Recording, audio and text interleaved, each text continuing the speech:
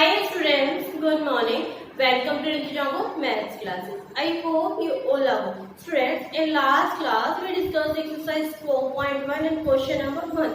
तो students, I hope everyone is clear. students, अगर आपने वो वाली वीडियो नहीं देखी है तो उसका जो लिंक है मैं अपना डिस्क्रिप्शन बॉक्स में डाल दूंगी, आप मेरे चैनल के प्लेलिस्ट में भी जाके देख सकते हो. Okay student. और उससे पहले स्टूडेंट्स मैंने आपका जो चैप्टर कौन सा चल रहा है, quadratic equation, and chapter number is 4 and class is 10. तो सर इसका मैंने आपको सबसे पहले इंट्रोडक्शन पार्ट कराया है, उसके बाद एक्सरसाइज 4 कराई थी. उस 4.1 का जो बस मैंने क्वेश्चन नंबर 1 कराया था, क्योंकि उसमें आपके 8 पार्ट थे, तो 7 मैंने आपको करने के लिए दे दे, और 1 जो 8 पार्ट है ये मैंने आपको होमवर्क भी दिया था.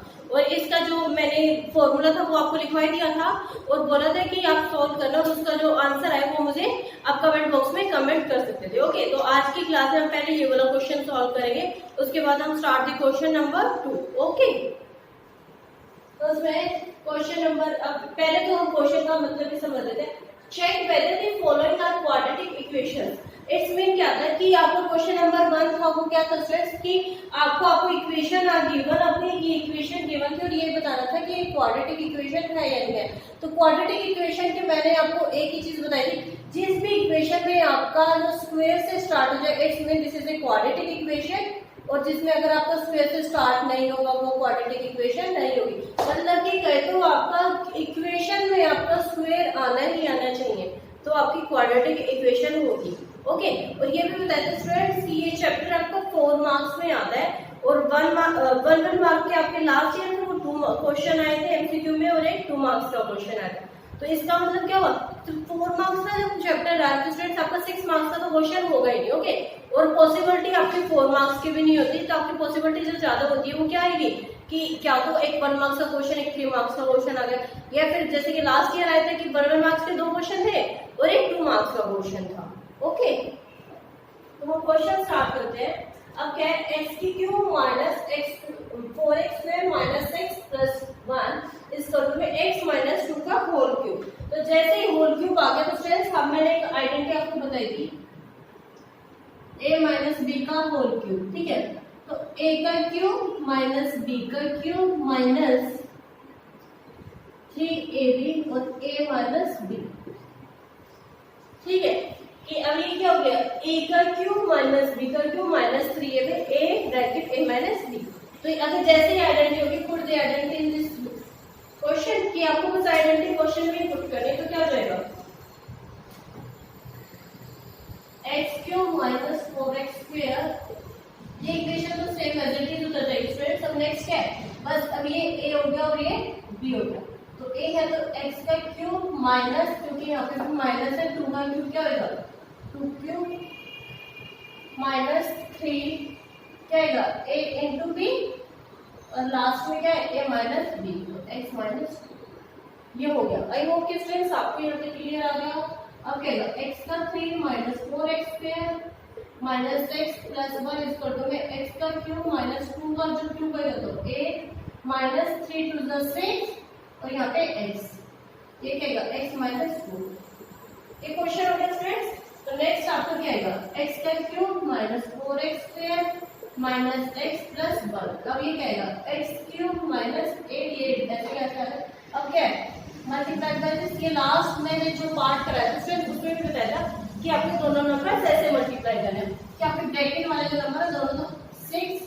अब यहाँ पे क्या आएगा, माइनस है, माइनस आ जाएगा, और x को x से मल्टीप्लाई करेंगे तो x. ठीक है, तो ये हो गया. अब क्या है, माइनस माइनस प्लस हो जाएगा. अब 6 टू 12. तो आई होप कि स्टूडेंट्स आपको यहाँ तक क्लियर हो गया होगा. अब क्या करना था, ये वाली इक्वेशन इधर को लेके आनी है, x cube minus 4x square minus 6 plus 1. अब ये जैसे ही इस साइड में आ जाएगी तो आपके सारे साइड क्या हो जाते हैं स्टूडेंट्स, अपोजिट हो जाते हैं. तो माइनस एक्स क्यूब प्लस, यहाँ पे माइनस है तो प्लस हो जाएगा 8. अब यहाँ पे माइनस है वापस प्लस 6x स्क्वायर, और यहाँ पे प्लस होगा माइनस. ठीक है, तो आई होप कि आपको यहाँ तक क्लियर हो गया था. अब स्टूडेंट देखो कि माइनस एक्स क्यूब है, यहाँ पे प्लस एक्स क्यूब है, तो माइनस एक्स क्यूब है तो प्लस एक्स क्यूब दोनों कैंसिल आउट हो जाएंगे. ठीक है, अब देखो यहाँ पे स्क्वायर है माइनस 4x स्क्वायर और यहाँ पे 6x, तो ये प्लस क्या है तो क्या हो जाएगा, plus minus minus, but sign इसका ग्रेटर रहेगा तो 2x स्क्वायर. अब यहाँ पे साइन लगा देती हूँ, ये साइन इसलिए लगाती हूँ स्टूडेंट कि आपको ना याद हो जाए कि अपनी ये टर्म्स भी सोल्व करना है, ठीक है।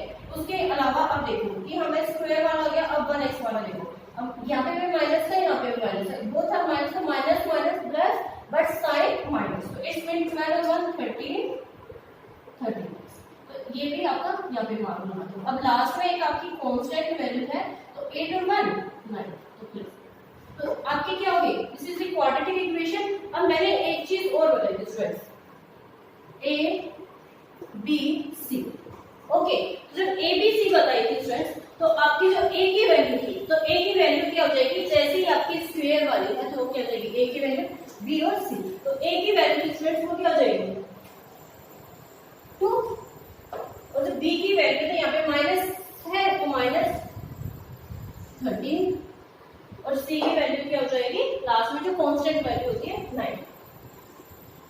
तो ये हो गया, तो आई होप कि आपको यहाँ तक क्लियर हो गया होगा। अब दूसरी चीज मैंने क्या बताई थी कि जैसे आपका स्क्वायर वाला आ जाएगा तो आपका क्या हो जाएगा, yes this is a quadratic equation, okay. तो आई होप कि clear this question, this is the 8th part of question number 1। अब हम स्टार्ट क्वेश्चन नंबर 2 हम शुरू करेंगे, तो उससे पहले एक बार स्टूडेंट्स आप नोट डाउन करो इस क्वेश्चन को, ओके। और स्टूडेंट्स अगर फिर भी आपको कोई डाउट रह जाता है तो प्लीज मुझे कमेंट बॉक्स में कमेंट कर दिया करो, मैं आपके डाउट को क्लियर कर दूंगी। तो students please note down this question. Students start the question number 2, represent the following situation in the form of a quadratic equation. इसमें स्टूडेंट्स आपको क्या है कि आपको अब की बार वर्ड प्रॉब्लम में क्वेश्चन है, और ये क्वेश्चन आता है आपके 2 मार्क्स में, ओके। या अब चॉइस होते हैं, कई 3 में भी आ जाते हैं, 2 या 3 में ही आएंगे। तो अब है हम फर्स्ट पार्ट करते हैं कि पहली बात तो क्या है कि आपकी वर्ड प्रॉब्लम है, इसका मतलब क्या है कि आपको एक इक्वेशन बनानी है, उसके बाद आपको ये क्वेश्चन सोल्व करना है, ओके। तो है friends, the area of a rectangular plot is 5 metre square. आपका क्या फ्रेंड्स, आपको मैं दिखा देती हूँ, ये है एक रेक्टेंगुलर प्लॉट है फ्रेंड्स। तो जैसे एक रेक्टेंगुलर प्लॉट है तो उसका क्या बोला है कि जो ये टोटल एरिया है वो क्या है 5 to 8 मीटर स्क्वायर, ठीक है, 5 to 8 metre square. The length of the plot, दोबारा लिख देती हूँ, 5 to 8 मीटर स्क्वायर, ठीक है। अब है the length of the plot is 1 more than the twice, कि आपकी जो लेंथ है वो क्या है प्लॉट की 1 more than twice its breath, की ब्रेथ से। कि सपोज अगर आपने ब्रेथ है, ब्रेथ को अगर x ले दिया तो लेंथ को क्या लेना पड़ेगा 2x प्लस 1, मतलब कैसे कि ट्वाइस की भाई ये ब्रेथ है x होगा तो ये इसकी क्या हो गई 2x और मोर देन 1, तो ये 1 हो गई है। अब we need to find the length and breadth of the plot, कि आपको जो लेंथ और ब्रेथ है वो आपकी फाइंड आउट करनी है, ठीक है। तो अब हम इक्वेशन बना देते हैं, सॉल्यूशन, ठीक है। Let the length of the plot क्या आएगी, सॉरी पहले हम ब्रेथ लेते हैं क्योंकि बोला है ना ट्वाइस इट्स ब्रेथ, तो हम पहले ब्रेथ ले लेते हैं।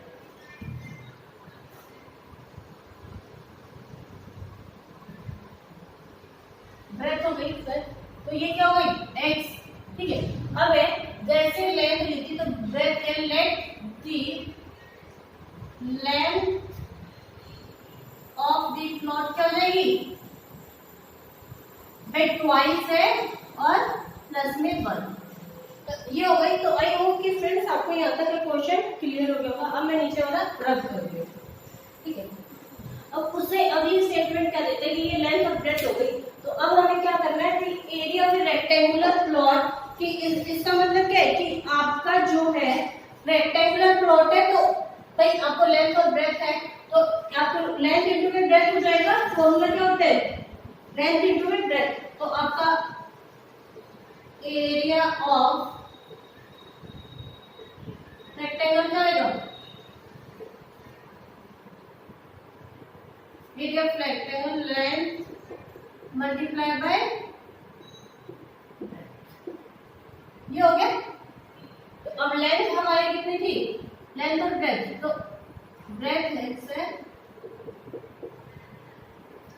इज इक्वल टू में, तो क्या आएगा, अब इसको जब हम करेंगे क्रॉस मल्टीप्लाई तो क्या आएगा 2x स्क्वायर प्लस में x, ये आपका एरिया, ठीक है, लेकिन वो आपको किसके इक्वल दे दिया, 528 मीटर स्क्वायर। तो क्या आएगा अकॉर्डिंग टू क्वेश्चन,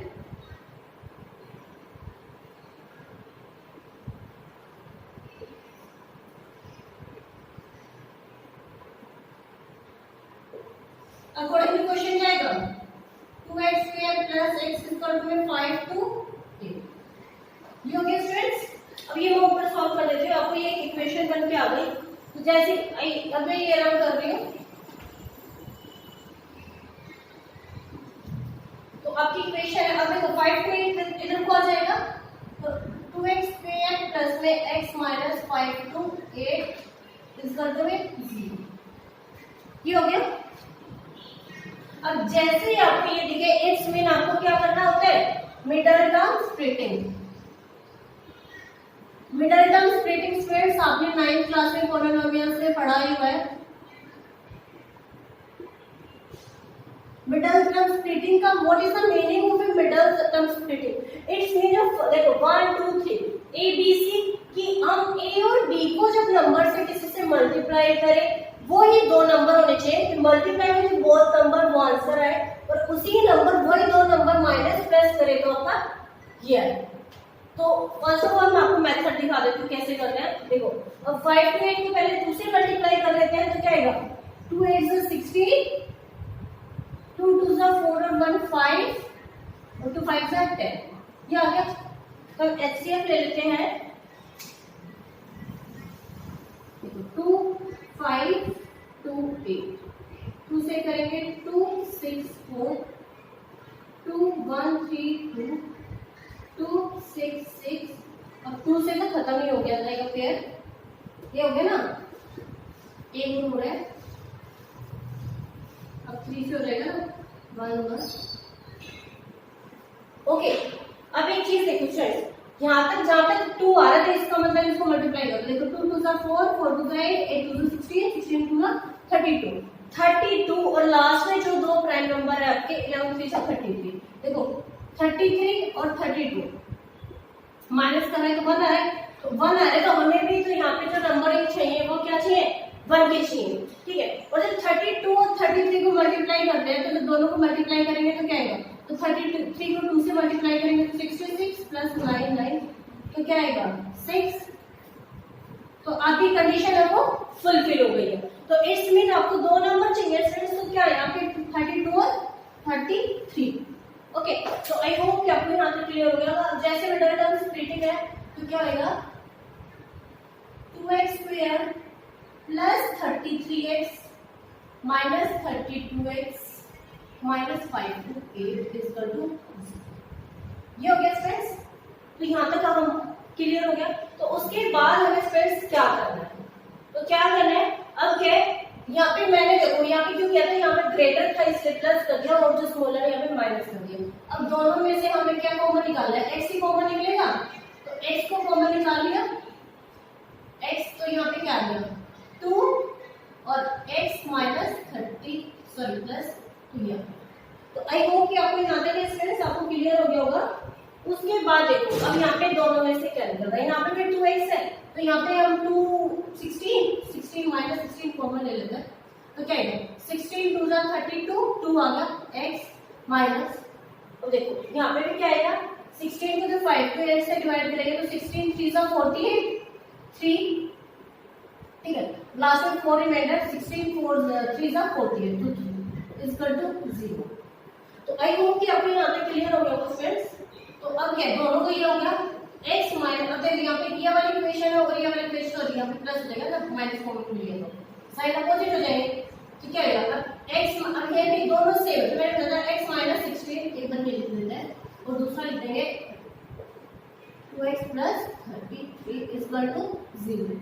अब मैंने 2x प्लस 30 क्योंकि दोनों में सेम हमारा ऐसे, ठीक है। अब अगर ये एक इक्वेशन बताते हो आप पहले 8th क्लास में 7th क्लास में 7 से 8 से आप ऐसे पढ़ जा रहे हैं कि आपको ऐसा क्वेश्चन होता है तब आप मिडल टर्म स्प्लिटिंग में लिखा दो, लेकिन जैसे 9th में हो तो आपको मिडल टर्म स्प्लिटिंग गिवन होती है, आपको ऐसे करना है। अब अगर हम मल्टीप्लाई करें ना 1 ऐसे तो आपका आंसर ये वाला ही आ जाता है सेम, ठीक है। बट हमें तो ये करना नहीं क्योंकि हमें तो लेंथ ऑफ ब्रेथ चाहिए थी।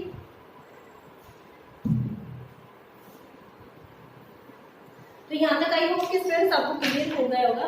अब क्या x की वैल्यू क्या आ जाएगी, यहाँ पे आएगी 16 और दूसरी क्या आ जाती है, यहाँ पे x की वैल्यू आएगी -32/। अब ये 16 कैसे, देखो एक बार इधर को लिख देती हूँ, x -16 = 0 अलग अलग करना है, ठीक है। तो अब एक तरफ कांस्टेंट वैल्यू होती है और एक तरफ वैल्यू, तो माइनस है तो बन जाके प्लस में होगी, तो x = 16 हो गया 16। अब सेम यही होगा 2x + 33 = 0। तो ये हो गया स्टूडेंट्स। तो अब क्या यहाँ पे भी एक तरफ वेरिएबल वैल्यू एक कांस्टेंट वैल्यू, अब ये माइनस में प्लस है, उधर को जाके माइनस में ऐसे। अब नेक्स्ट देखो स्टूडेंट्स, यहाँ पे क्या है 2x, इसमें आपका क्या है मल्टीप्लाई में है, यहाँ पे मल्टीप्लाई में नेक्स्ट जाके क्या हो जाएगा डिवाइड, तो यहाँ पे माइनस है तो आपकी यहाँ पे वैल्यू क्लियर। तो आई होप कि स्टूडेंट्स आपको यहाँ तक क्लियर हो गया होगा। ओके, तो दूसरी चीज क्या बोलते हैं स्टूडेंट्स, आपकी जब भी ऐसे वैल्यूज आ जाए ना, तो जो नेगेटिव वाली वैल्यूज होती है वो कभी भी नहीं ली जाएगी, आपकी पॉजिटिव वैल्यू को ही कंसीडर किया जाए। कौन सी वैल्यूज को कंसीडर करना है आपको, एक तो पॉजिटिव वैल्यू, ठीक है। तो आई होप कि यहाँ तक आपको क्लियर हो गया होगा। मैं ये वाला रब कर रही हूँ। अब देखो हमारी जो ब्रेथ थी बी लिख देती हूँ मैं, ब्रेथ क्या थी x और लेंथ थी हमारी 2x + 1, क्योंकि हमने ये क्या थी ब्रेथ की थी। तो अब जैसे ये लेंथ की थी हमें ये वैल्यूज इसमें डालनी है, तो ब्रेथ हमारी क्या हो जाएगी 16 और लेंथ हो जाएगी 2 × 16 + 1। तो 2 को जब 16 से मल्टीप्लाई करेंगे तो क्या आएगा 32 + 1, तो 32 और 1 33 हमारी लेंथ, ठीक है।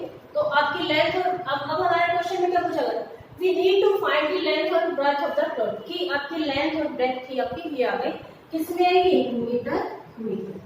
अब मीटर क्यों बोला गया, क्योंकि यहाँ पे क्या आता मीटर में है। और अब इसको क्वेश्चन को क्रॉस वेरीफाई करने के लिए कि आपका क्वेश्चन ठीक है यानी, तो क्या करेंगे 16 को जब 33 से मल्टीप्लाई करेंगे तो 48 भाई 16 को डायरेक्टली ऐसे कर दिया ना मैंने, तो क्या 5 to 8, तो यहाँ पे मैं आपकी क्या है 5। तो आपका ये क्रॉस वेरीफाई करने के बाद भी आपका क्या है आंसर सेम आ गया। तो आई होप कि आपको clear this question, this is the first part and exercise 4.1। Friends ये क्वेश्चन बहुत ज्यादा इंपॉर्टेंट है, आपका ये क्वेश्चन पक्का आना होता है पेपर में, इसीलिए मैं इसके ऊपर बहुत ज्यादा फोकस करूँ। तो आई होप स्टूडेंट्स आपको क्वेश्चन क्लियर हो गया होगा कि लेंथ आपकी क्या है 16 मीटर और सॉरी लेंथ आपकी 33 मीटर और ब्रेथ है आपकी 16 मीटर। तो students please note it down question. और स्टूडेंट्स जब देखो एक चीज और बता देती हूँ कि आपको एरिया पूछा गया, तो एरिया क्या होता है, एक जैसे कि एक यहाँ पे रेक्टेंगल, तो उसका जो अंदर वाला पोर्शन होता है ना वो एरिया होता है। और जब पेरीमीटर की बात आ जाए, इट्स मीन जब आपकी बाउंड्रीज है जो बाउंड्रीज होती है, इट्स मीन दी पेरीमीटर। तो आप एरिया और पेरीमीटर में प्लीज कंफ्यूज मत हुआ करो कि क्या पेरीमीटर है क्या एरिया है। तो एरिया जैसे अंदर वाला और पेरीमीटर आपके बाहर की बाउंड्री। तो आई होप कि आपको ये क्वेश्चन स्टूडेंट्स क्लियर हो गया होगा। Please note it down this question.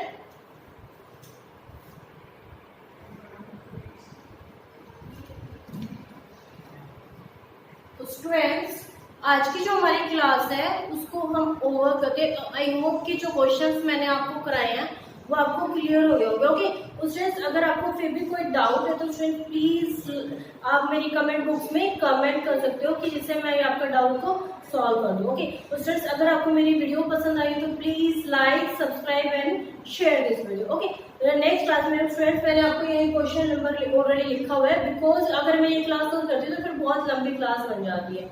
तो नेक्स्ट क्लास में हम स्टार्ट द क्वेश्चन नंबर 2 के जो सेकंड पार्ट है वहां से स्टार्ट करें। तब तक के लिए bye bye, thank you students. मैं वापस फिर से बोल रही हूँ students, please like subscribe and share this video. तब तक के लिए बाय बाय।